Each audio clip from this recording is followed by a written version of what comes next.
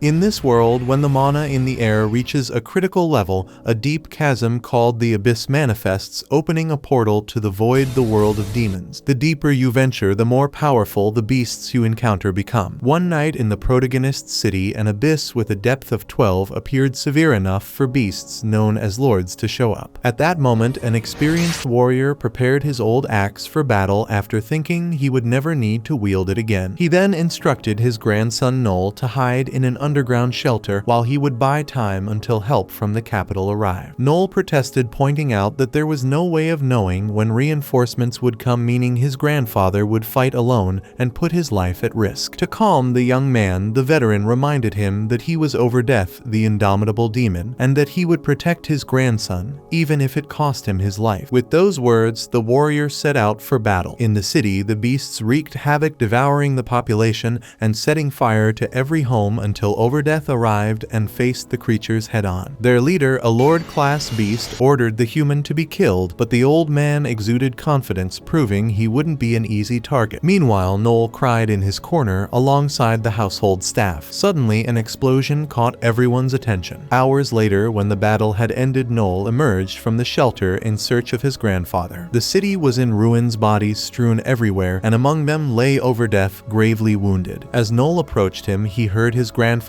say that age catches up with everyone, even him, and that this was the end of a seeker. For when you make battle your purpose, you always walk beside death. The old man then asked if, knowing this, Noel still wished to become a seeker. With tears in his eyes, the boy reaffirmed his desire. As the sun began to rise on the horizon, Overdeath asked his grandson to become a seeker who would never be defeated. Noel promised to reach that level, and his grandfather declared that he had always loved him before drawing his last breath. As the young man wept before the tragedy, an older Noel recounted that his grandfather's name was Brandon Stolen, a man capable of defeating a beast from abyssal depth 13, the Silver Cossidus, and who became the most renowned seeker known as Overdeath, the Indomitable, the greatest of all seekers. 2 years later, Noel followed in Brandon's footsteps, as promised, joining his group to fight monsters threatening them in a cave. Noel ordered Lloyd and Walter to intercept the enemies, while Tanya provided support from the rear. Thanks to the mage's blinding spells, the warriors found openings to defeat their opponents on the front line, while Noel himself stood back with his arms crossed at a safe distance. After all, he belonged to the weakest support class known as the Eloquent. He and his group were battling lesser vampires, a subspecies incapable of using magical abilities. The queen of these beings could reproduce more of them endlessly. For this reason, Noel warned the group to stay alert. Even though these vampires were offspring of the main body, they could still tear a bull apart with their bare hands. One of these creatures, despite having its torso nearly split in half, attacked Noel while he was distracted, but Tanya quickly eliminated it, pointing out that they needed to aim for the head, otherwise the vampires would regenerate as many times as needed. With that, the group continued their journey. Walter questioned why they didn't go straight for the queen instead of wasting time with the minions, since killing the source would prevent the vampires from reproducing. However, Noel explained that they couldn't do that because the mission was too tough for a C-rank team like theirs, but by defeating the others first, their chances of success against the queen would increase. Though he wasn't fully convinced, Walter accepted Noel's final decision because, as a member of the Blue Beyond,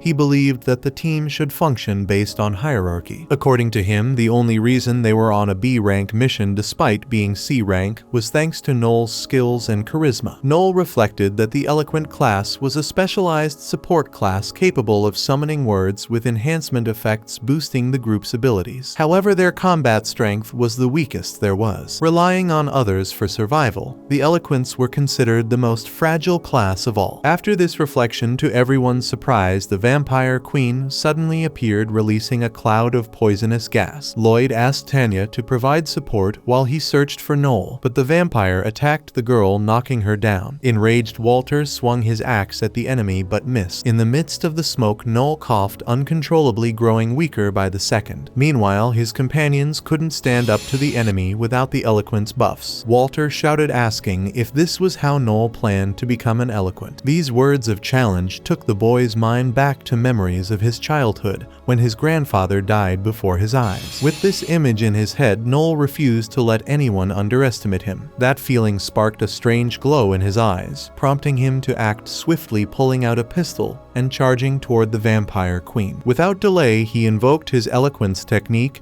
and initiated a strategy called tactician. With this buff, by giving orders to the group, Noel increased each member's abilities by 25%. He immediately alerted the two front-line fighters to dodge an area attack that was about to hit. As predicted, everything unfolded as Noel had said, and Walter and Lloyd avoided the strike. Then the support used battle voice, raising the team's resistance and mana by 25%. He ordered Tanya to deploy shields for the two warriors while they attacked. The tactic worked and the monster suffered severe damage, but Tanya noticed more vampires gathering around, fearing they would assist the queen. Faced with this situation, Noel cast the Mental Clarity Peer support spell to stabilize the mage's mind and restore her will to fight. After that, Noel set a 74-second countdown on his watch and declared that he would handle the weaker foes while the others should focus on the main body. Tanya needs to keep providing shields for the allies, while Lloyd and Walter must dodge the queen's attacks as their best strikes are prepared. With the wolf's howl, the eloquent stuns several vampires and readies his magic weapon Silver Flame to freeze other enemies with the ice bullet. One of the vampires managed to escape, and Noel only has one bullet left, not to mention the 43 seconds left on the countdown he had set on his watch. By his calculations, the vampire's claws will pierce him at the 28-second mark, so he casts the chain plan assault command and orders Walter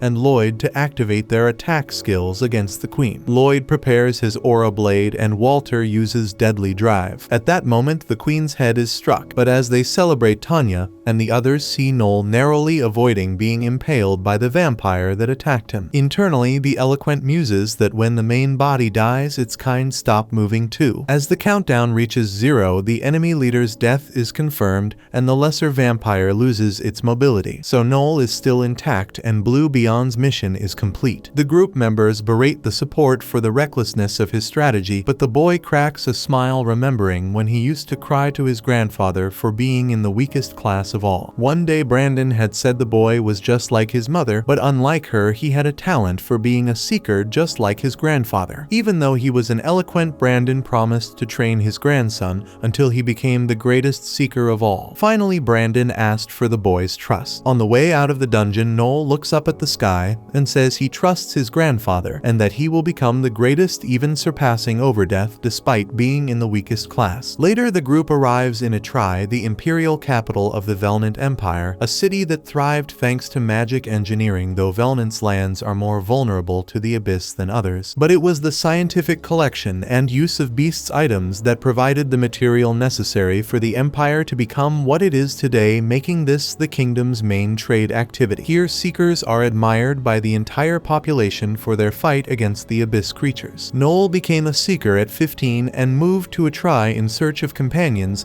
because an eloquent cannot fight alone. Among them are Walter the warrior, Tanya the healer, and Lloyd swordsman and team leader. Reflecting on this in a tavern after the mission, Noel thinks it would be even better to have an observer in the group, but decides to focus on gaining experience with his current team. Walter interrupts the boy's introspection, assuming he's upset about the payment received for the items dropped in the mission. He tells him not to worry too much about that because a seeker shouldn't be so concerned with money, and his grandfather probably would have said the same. Speaking of which, the eloquent recalls that Brandon said quite the opposite, that a seeker should always have the best equipment possible to face challenges. According to the seasoned warrior, notoriety is an honor for seekers, and the boy should never be ashamed if others look down on his well-crafted armor. Moreover, Noel should never let anyone underestimate him. Remembering this, the boy arrogantly ends the argument with Walter, which irritates the warrior, who claims the eloquent is going to tear the group apart with his attitude. Noel doesn't back down and keeps provoking the big guy, drawing everyone's attention in the tavern. He says Walter thinks too highly of himself just because he's 2 years older, while Walter retorts that the kid only hides behind the team and gives orders. Noel mocks the fact that his companion acts like a battle god, prompting the big guy to grab the eloquent by the collar, promising to kill him. Noel challenges him to a fight, but Lloyd steps in to break it up. After the commotion, the Blue Beyond team gathers in a square and laments the small amount of money left after expeditions due to high expenses. Lloyd tries to console everyone, saying a great opportunity will come, but Noel points out that well-paid missions are rare, and unlike clans that receive government jobs, Blue Beyond is a third-party group, so they have to pay a high commission to the contractor. For this reason, Noel suggests they use all their money to form their own clan. Lloyd reminds them they only have 13 million fills, while the government charges 20 million for that, so the eloquent offers to cover the rest because it's crucial for them to form a clan. After all, the Empire encourages the growth of Seekers as they are the people's heroes, and since Blue Beyond has youth, beauty, and charisma among its members, they'll surely attract sponsors. With that said, Walter agrees they need to speed up the process because he wants fame, money, and women as soon as possible. Tanya opposes the idea, thinking the team isn't experienced enough for such a big step, so Lloyd is left with the final vote, but Noel warns that if they decide not to start the clan, he'll leave the group. As he said when they first formed, he has a big dream of becoming greater than Overdeath and can't give up on this plan. With those words, Lloyd agrees to form a clan and schedules a meeting 2 days later at his house to discuss the details. With that settled, everyone parts ways except for Tanya and Lloyd, who remain together in the square. However, later on, Noel and Walter discover they've been betrayed by the rest of the team. Both the leader and the healer are leaving the city quietly. Later, Noel discovers through a letter that Lloyd made terrible investments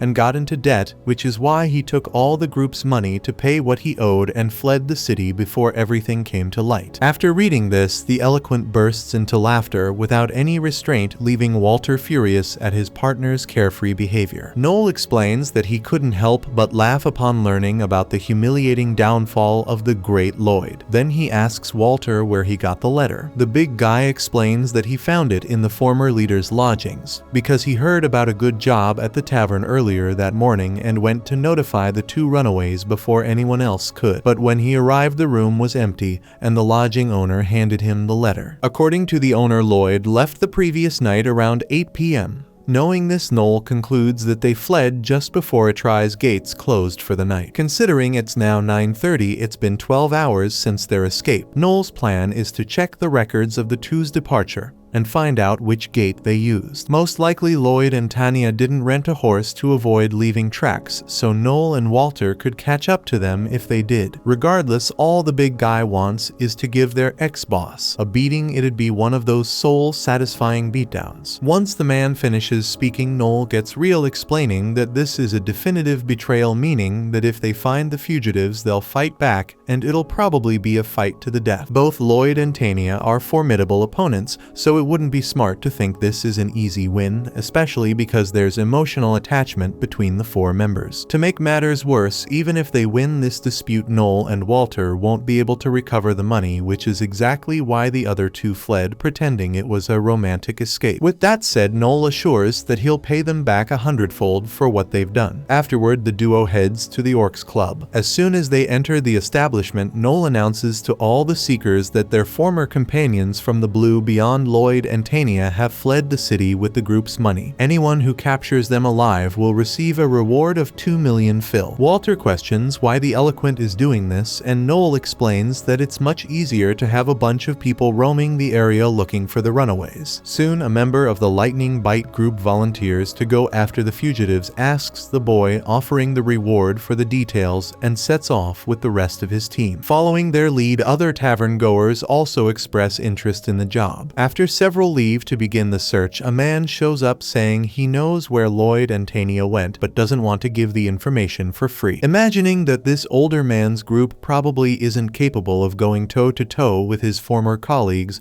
Noel offers him 1 million, but the informant asks for 1.5 million. The protagonist sticks to his initial offer while analyzing that this man is an old seeker who can no longer find work and is in desperate poverty. Indeed, the seeker gives up on raising the price and and tells them he saw the pair of fugitives passing by Varley's road exiting through the south gate. Their likely destination is Carnot Village. With this information, Noel asks the informant to gather his group and meet him at the south gate. Walter will accompany the informant while Noel himself needs to take care of something before the meeting. Once everything is taken care of, the Eloquent reunites with his partner and the others. Walter asks if Noel is sure he can face Lloyd and Tania, and the boy assures him he'd kill them both without a hint of mercy. After all, he always knew what he'd do if he were betrayed by friends on his journey. One of the men from the other group asks if the Eloquent never trusted his friends, and he responds that trusting isn't the same as having blind faith. Then he tells Walter he can wait in the city, prompting the big guy to grumble that he's being called weak. Thinking to himself, Noel considers that in reality the big guy has a soft heart, and if he's not fully committed to the upcoming fight, it will undoubtedly be a painful experience for him. Later in the afternoon, Lloyd suggests they rest for the night and continue walking in the morning. Seeing that Tania is very worried, he asks her to relax because once Noel realizes he can't get the money back, he won't care. Just as Lloyd finishes that sentence, Noel himself appears behind them with his companions, using a stun howl to subdue the pursued. Walter nearly loses it and almost punches Lloyd in the face, but Noel tells his partner to calm down, stating he understands the former leader's motive from the letter, but he wants to know what he did with the lesser vampire's bounty. Lloyd confesses that he used it to pay off another debt, leading the protagonist to deduce that the investments mentioned in the letter were a lie, and that Lloyd squandered all the money to pay off gambling debts. Upon hearing this, Walter becomes even more furious, knowing the guy spent all the money they risked their lives to get. At that moment, Lloyd yells that the two have no idea what it's like to be a leader. He didn't want to spend that money, but when he realized he was already drowning in debt. Moreover, he believes his former companions have no right to criticize him since they left Lloyd to bear the burden of leadership, but now they want the privileges when it's convenient for them. However, as the man speaks, Noel kicks him in the face and reminds him that Lloyd wanted to be the leader. Now, after losing all the group's money to gambling, he still wants to play the victim. As he rants, the Eloquent delivers several more kicks to his former companion, who begins begging Noel to stop. At this point, Walter looks away, not wanting to see the scene, and shifts uncomfortably. The other group present is left in awe of the boy's determination to punish the ex-leader, while Tania also pleads for the violence to stop. Noel asks if the woman wants to take the kicks for her friend, and promises he won't hold back just because she's a woman. The protagonist then uses confess, an ability that forces the girl to tell the truth. She admits that she also bet with Lloyd and spent the group's money, but blames him, arguing that she could have made a fortune if he hadn't stopped her from gambling. Upon hearing the truth, Noel lifts the spell, and Tania complains that it's illegal to use mind control spells for personal gain. However, Noel counters, explaining that it's allowed when the goal is to make a criminal confess a crime which had just happened. As a result, Tania and Lloyd are either headed for prison or will face 10 years of forced labor, which is typically the punishment for their kind of crime. Seeing the situation under control, the informant approaches Noel, asking for his reward. When the boy hesitates, the old man grabs his wrist, warning him not to be deceived. At that moment, the Eloquent knocks the man to the ground, calling him a failed seeker with ridiculous equipment. When the old man responds by drawing his sword, Noel lands a punch to his stomach, almost killing him. This move reminds Noel of his childhood, when his father delivered a similar blow, and explained that it causes a cardiac concussion in the opponent, rendering even the most powerful fighter unconscious. Unlike other classes, Eloquents can't cast self-enhancing spells, which is why mastering such techniques is crucial. At that moment, an incredibly luxurious carriage appears on the road, and from it steps an eccentric noble named Finocchio Barzini, a well-known slaver in the region. He asks Noel if he took long, while the Eloquent reflects that this man is a subordinate of the most powerful mafia family in the imperial capital, the Lucianos. Finocchio is both refined and vulgar, cheerful and cruel, a true two-faced character. That's why people call him the Mad Clown. Walter asks if this is what Noel had been planning. Noel replies that Lloyd and Tania probably had no money, so he struck a deal with Finocchio to recover the lost funds by selling the two as slaves to the mafia. Otherwise, they would be handed over to the military police and forced into 10 years of labor of which only 2% of criminals survive. With that, Finocchio assesses his potential purchase at 6 million fil. Noel protests that the amount is far too low. The slaver explains that the timing is terrible as the Church of the Holy Cross is about to issue a decree of poverty, meaning the wealthy will have to cut back on luxuries, as spending too much on something like this would draw the church's ire. Noel questions if even the capital's most powerful mafia can't go against the church, and Finocchio confirms this. Still, the eloquent stands his ground, raising the price of the pair to 11 million. Finocchio is thrown off by the audacity and the price climbs to 12. As the mad clown continues his tantrum, the value shoots up to 15 million fil. Finocchio asks if the boy wants to become pig feed, to which Noel promises to tell everyone that the slaver bought the pair for 30 million, not 15. This would give the impression that the two were highly valuable, and considering that they were both attractive young individuals, Finocchio Barzini could easily sell them later for up to 90 million. Recognizing Noel's cleverness, the mobster offers him a leadership position in his family, but Noel immediately refuses and asks, "So what will it be?" Finocchio accepts the deal but warns the boy never to pull such a stunt again. Then he orders the old man to keep his mouth shut about everything he just witnessed unless he wants his family to become pig feed. As Lloyd is being hauled away and the traitor receives his payment, Tania begs for mercy, reminding Noel that they had always been companions. But Noel responds, "Companions don't gamble with other people's money, and a traitor will always be a traitor." Hearing this, Tania falls into despair, pleading with Walter for help exploiting his feelings for her. When that doesn't work, she insults him, calling him useless. Before boarding his carriage, Finocchio comments on how frightening women can be, then bids Noel farewell. The eloquent pays the old seeker, who tries to insult him, saying Noel is only good for giving enhancements. Noel retorts that the old man's insults are as pathetic as he is, and that he should take lessons from Tania. As he turns to leave, the man calls him a devil. Noel reflects that seekers hunt beasts to survive, so being called a devil by a seeker is the highest form of resentment. In Noel's case, he intends to wear that title with pride, aiming to become the strongest in the world. The next day, back in Atri, Noel gives a bottle of liquor to Walter as a parting gift, as the warrior had decided the night before in a tavern that he would no longer be a seeker due to his emotional fragility. Though Noel had tried to persuade him to stay, the man had already made up his mind. The bottle symbolized their farewell. After Noel left, Walter wondered if the bastard even had a heart, especially since Tania had loved him. Yet he had never shown any interest. In the end, all Noel cared about was becoming stronger, which made him the group's only special member. With that, Walter took a sip from the bottle, calling Noel his best friend. Meanwhile, the eloquent contemplated his return to square one, deciding he must be like a snake, shedding its skin to grow stronger. With that in mind, he planned to rebuild the Blue Beyond. The next day, somewhere in the capital of Atri, a girl finally tracks down Noel stolen. Meanwhile, Noel is trying to interview potential new members for his clan, but Wolf won't leave him alone, insisting that any seeker worth their salt is already part of a clan. To that, Noel tells him to stop being such a nuisance,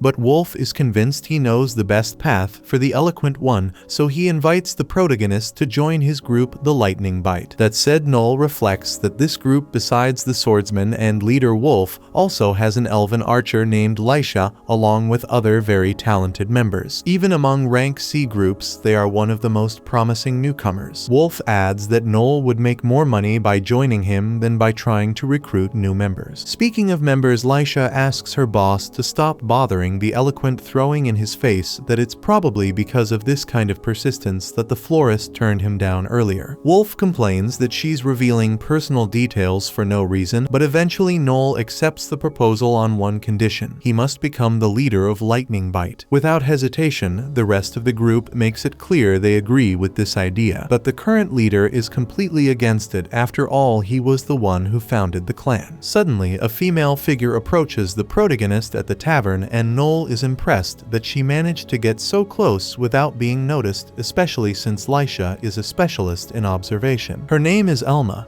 and she came after seeing Noel's announcement on a wall. Noel wants to know how old the girl is, since minors minors aren't allowed to become seekers, and she claims to be 21. Soon the entire Lightning Bite group surrounds the girl, asking her all sorts of personal questions like her hobbies or favorite book. Unfazed, Alma answers each question without blinking until Noel asks about her class and rank. Alma says she's a reconnaissance class rank C. Noel knows having a reconnaissance expert in an abyss along with a talented archer in detection and observation is a huge advantage. Now, more intrigued, he asks why the girl wants to be a seeker, but she explains that she doesn't. In fact, she's only interested in Noel because he's the grandson of Overdeath, as her grandfather fought against him in the past, and it was during that battle that her relative lost his arm. Concerned, Noel wonders if the girl is seeking revenge, but she assures him that she wouldn't waste her time with something so pointless. She only wanted to see what kind of seeker the grandson of such a hero had become. Even so, Noel apologizes if his grandfather caused any harm, but Alma doesn't think an apology is necessary as her grandfather died last month. Speaking of which, Noel asks for the name of her grandfather, and she reveals it's Alker Judicali. Upon hearing that name, everyone around them is shocked. Noel remembers that this man was part of the Assassin Society, a group willing to kill anyone for money. Alker was the founder and first leader, a legendary assassin. At that moment, a man named Logan approaches Alma after overhearing the conversation, sarcastically noting that if her claim to be Alker's granddaughter is a joke, it's not funny. Wolf says it's none of the intruder's business, but Logan is determined to continue his speech. He adds that seeker taverns have unwritten rules where only seekers of a certain prestige are allowed. Since Alma admits she didn't know about these rules, the man warns her that regulars usually deal harshly with anyone who breaks this code of conduct. Alma interrupts the chatterbox to ask Noel what exactly determines a seeker's prestige. Noel replies that to start it's class and rank. After that, it's a strength anyone can recognize. In that case, Alma concludes she just needs to beat this loudmouth to gain recognition, and Logan gets angry at being challenged by this kid. He tries to punch her, but Alma dodges with incredible speed, lands a strike to his face, and then delivers a downward kick that connects squarely with his head. With that, Noel wastes no time and hires the girl. Without responding directly to the offer, Alma's stomach growls, and she admits she's suddenly very hungry. Later, while eating a fried pastry Noel gave her, Alma remarks that she's never tasted anything so delicious in these mountains. The boy admits he didn't really believe her story about being Alker's granddaughter. Alma responds that the moment she laid eyes on Noel, she immediately believed he was Overdeath's grandson, because the young man's eyes told her he was willing to do whatever it takes to reach the top. Speaking of which, Alma recalls that her grandfather once advised her never to fight Overdeath because he was unpredictable and incomprehensible, and no one stood a chance against him. For some reason, Noel's eyes reminded Alma of those words. Noel asks if the girl was training to become an assassin in the mountains, and she confirms that she was trying to advance from reconnaissance to assassin and beyond,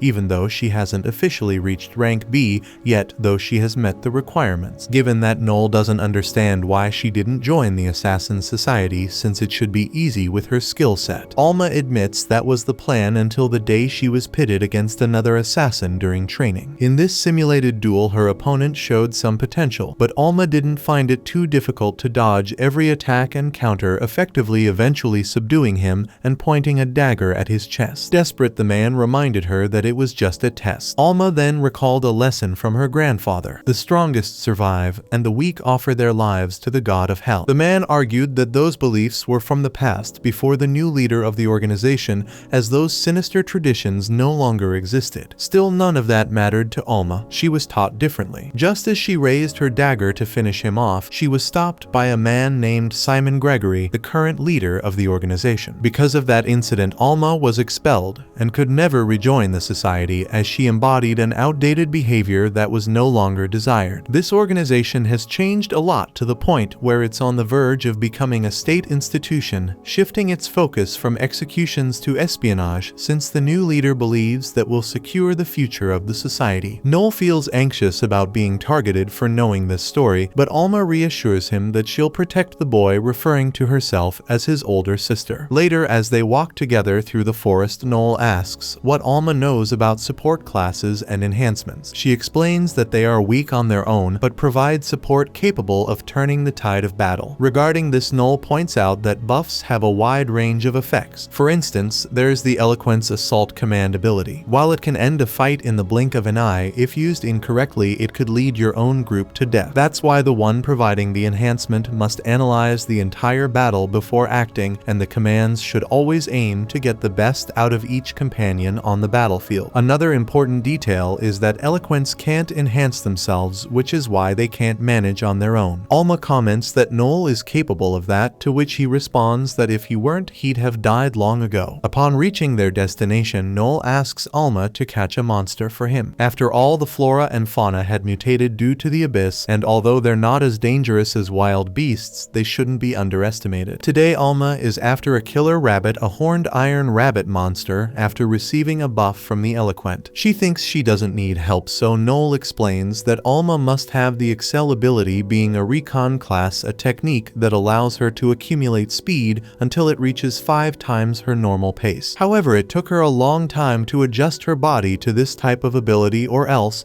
she would have broken bones and muscles by overusing it. That said, knowing the body must adapt to the buffs received, the eloquent wants to see how compatible Alma is with his support spells, as the outcome of this will determine their plans moving forward. Thus, Noel casts Battle Voice and Tactician on her, then asks her to push Excel to its limit, increasing her speed from 5 to 6 times. The test will be complete if Alma can catch at least one rabbit in under 10 seconds. Without delay, she embarks on the mission and captures several rabbits along the way, impressed by what an eloquent can do. In the end, she returns before the time limit, bringing back 13 killer rabbits. Noel counts 8.6 seconds until the recon class returns, and the leader is astonished at how easily she adapted to the buff on her first try. Regardless, the training is deemed complete, and Noel feels confident enough to take on their mission as a group. He then shows a letter from a small town where they had cleared out monsters. According to the letter, a group of thieves had appeared near Mint's village. This will be the first job for the reborn Blue Beyond. Soon after, the team heads to the village in a carriage, which Alma is thrilled about since she's never ridden in one before. Noel cuts her joy short, assuring her it's only fun at the beginning, and that the trip to Mint's will be irritatingly long. Since they'll have plenty of time, he mentions the various tasks seekers handle aside from slaying monsters that appear from the abyss. There are monster hunts, which involve hunting down creatures, crime hunts, which means tracking down and capturing criminals,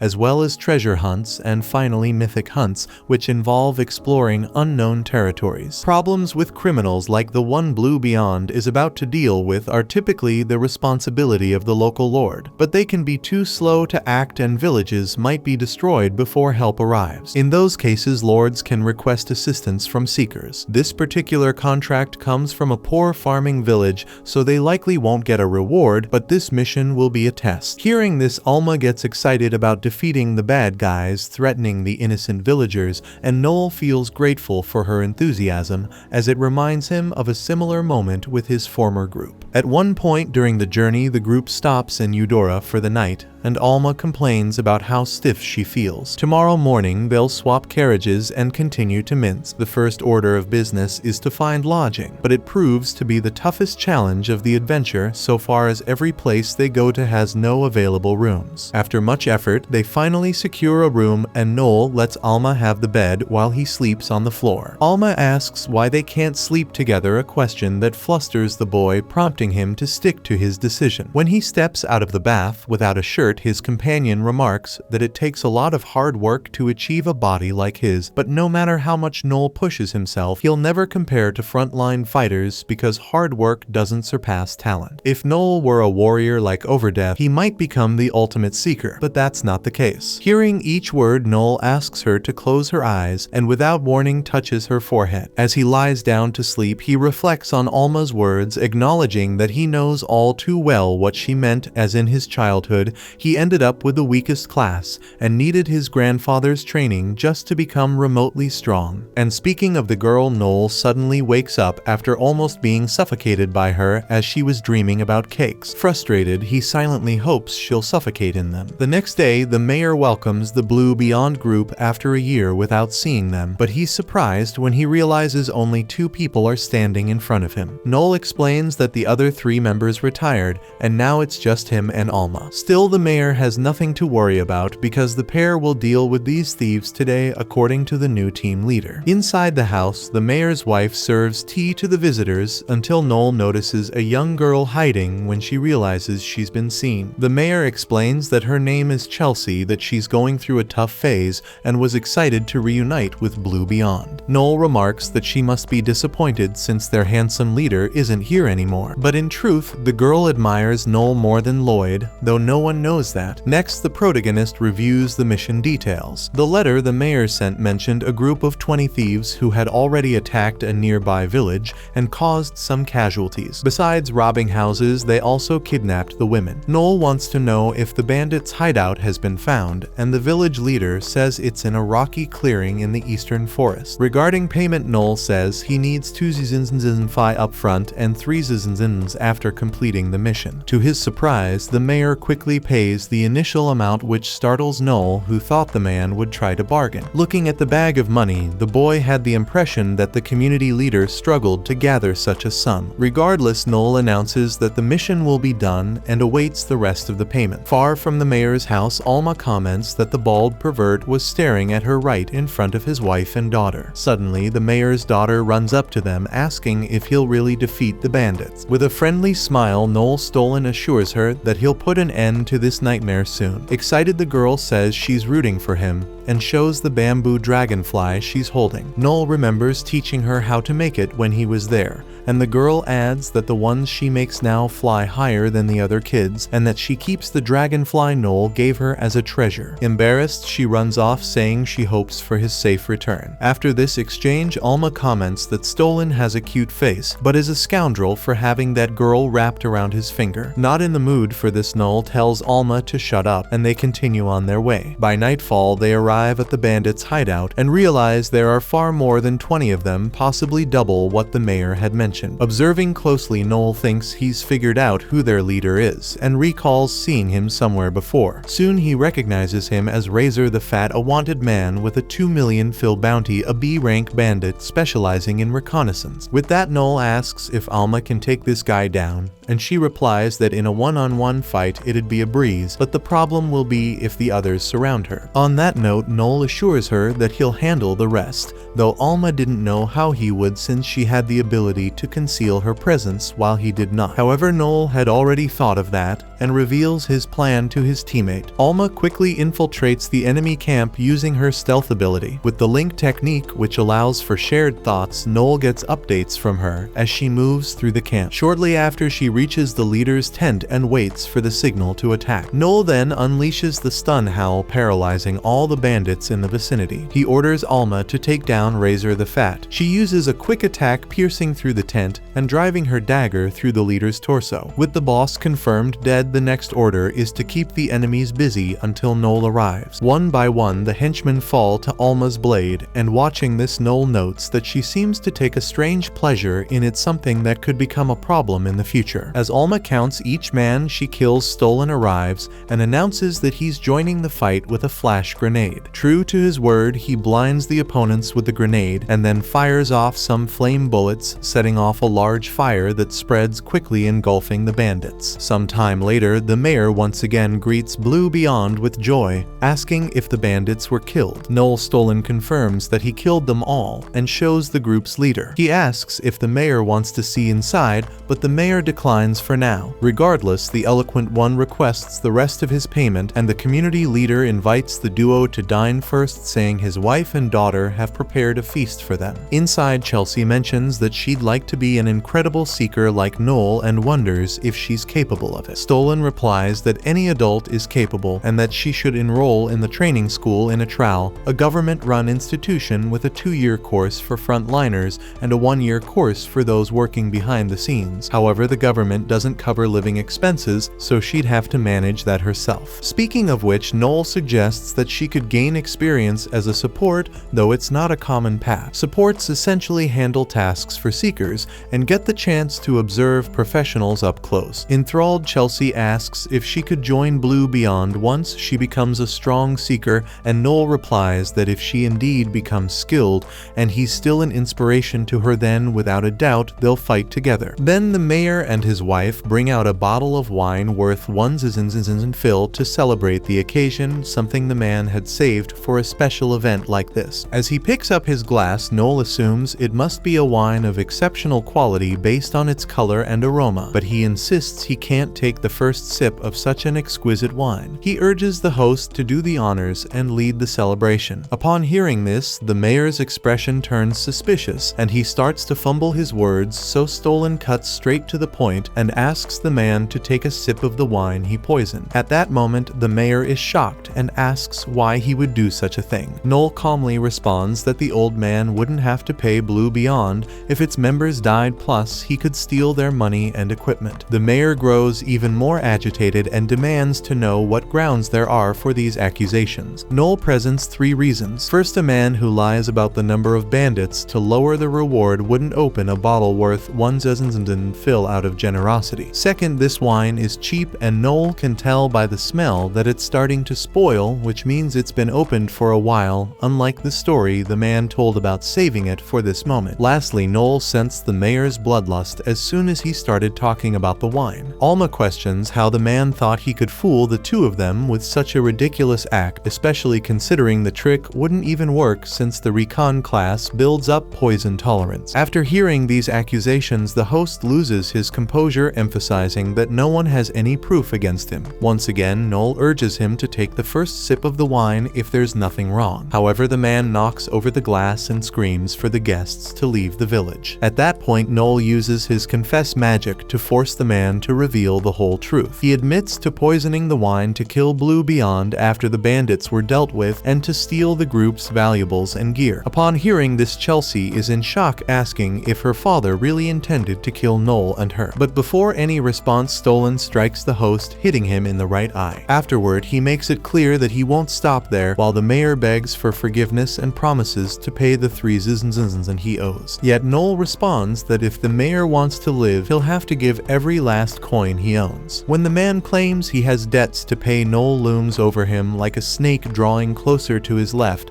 eye, threatening to take his sight. The mayor screams that he borrowed the money from the Gambino family, a mafia that will kill him if the payment is delayed. Even so, Noel makes it clear that he doesn't care and continues to threaten the man. In a panic, Chelsea brings out 8,000 of the total sum the family possesses to give to the seeker. Her father calls her a fool, warning that the Gambinos will kill them all if they don't have the money, but the girl pushes forward and hands the cash to Noel. With that, Noel accepts the payment and calls Alma to leave, while Chelsea cries out in anger, screaming that she hates all the seekers. Noel, however, ignores her and walks away. On the way back, Alma comments on how tough life is for the seekers. Noel asks if she's tired of the routine. She says no, but she wonders if he's really okay with everything that just happened. Coldly, he assures her he is. Alma then remarks that he's lost the admiration of a girl who once cared so much for him, and that's bad no matter how you look at it. But the eloquent makes it clear, if he were afraid of disappointing people, he'd have stayed on a deserted island. At that moment, the two spot an airship in the sky bearing the Goat Dinner clan's symbol. Noel explains that this symbol carries the 3-star regalia, meaning the clan is recognized by the Empire. He goes on to clarify that there are 7 regalia clans ranked by their achievements. From bottom to top, there are 4 3-star regalia clans, 2 2-star regalia clans, and 1 1-star regalia clan. The right to own an airship is one of the privileges of the regalia. In fact, that airship is likely carrying some of the smartest, wealthiest, and most brilliant minds in society. Noel Stolen's plan is to reach that level of prestige within a year. Upon hearing his ambitions, Alma recalls an old test she once took where Simon Gregory asked if she killed Alker Judicolo, the former leader of the Assassin's Society. Alma admits it was easy since the man was already very old. Simon notes that Alker sought power and was a reaper in human form, but he could never surpass the Overdeath, and that failure consumed him. Simon then asks if Alma is really Alker's daughter,